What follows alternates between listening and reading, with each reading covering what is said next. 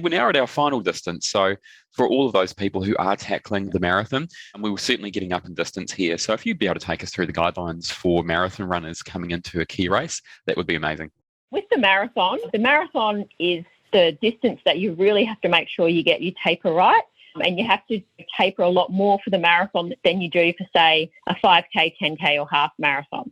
And it's one of those things that we want to start reducing our running volume and intensity, the same sort of things that we've talked about. But for the marathon, we probably want to start doing that from about 4 weeks out. Although everyone's different, and my story that I told you before about my experience with the marathon when I was an athlete, I probably have to start my taper about 4 weeks out. But some people might start their taper 3 weeks out. Other people might start 5 weeks out. There's some people that might keep fairly high running volume even up to 2 weeks out.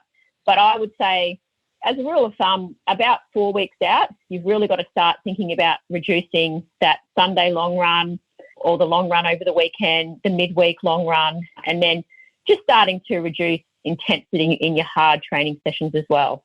And so if we're looking at a 4-week taper, I would always say a half marathon something it's a really good race to do in your taper. So I'd look at doing a half marathon about 3 to 5 weeks out and look at running probably the first 12 to 15K about marathon pace and then running a bit faster at the end. And look, there are some people out there that run a half marathon PB as a race 3 to 5 weeks out from a marathon, and then they go on to run a really good marathon.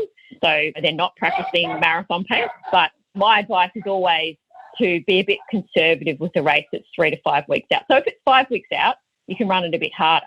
But if it's only 3 weeks out, you probably want to look at the first 12 to 15K at marathon pace and then, try to run the last bit a bit faster. So you're running quite a long way a bit faster at the end. But it's really important to practice that pre-race nutrition. So get up very early, practice what you're going to have before the marathon.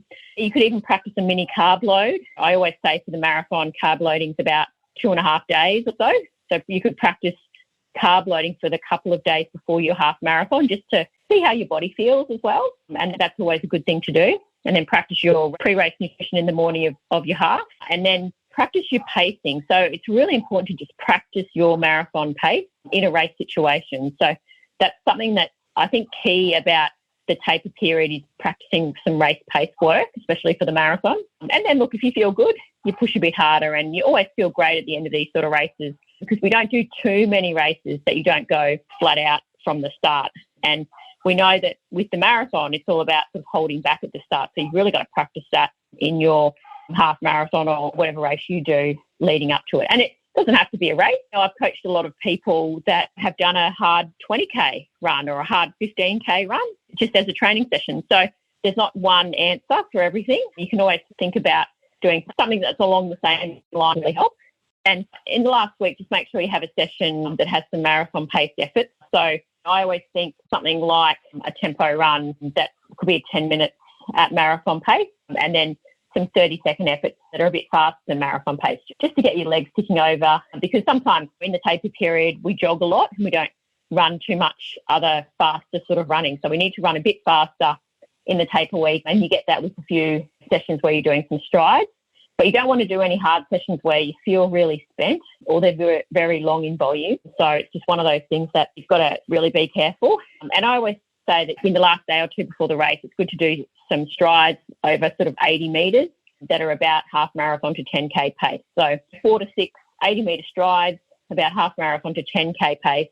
So a little bit faster than your marathon pace, and just walk back after each. And you might do a jog warm-up of 20 to 30 minutes. So something like that always makes you feel good. For a lot of people that I work with, they like to do that the day before the race, and then they might have a rest day 2 days before the race, just because I always think it's good to do a few little run-throughs the day before race, but nothing to get you tired. Just so when you get into the race, your body's ready for that hard effort.